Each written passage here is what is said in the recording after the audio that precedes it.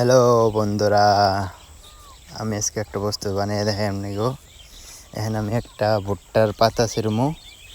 পাতা ছিঁড়ে পাতাটারে এমন করে একটা বাস করুম, তারপরে আরেকটা বাস করুম, তারপরে আরেকটা বাস করুম, তারপরে মধ্যে 2 ভাগ করে নুম।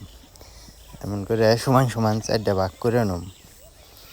4টা ভাগ করলাম। এখন গুইনা দেখি 4টা হইল না, একটু গুইনা দেখি 3 4 5 6 7 8।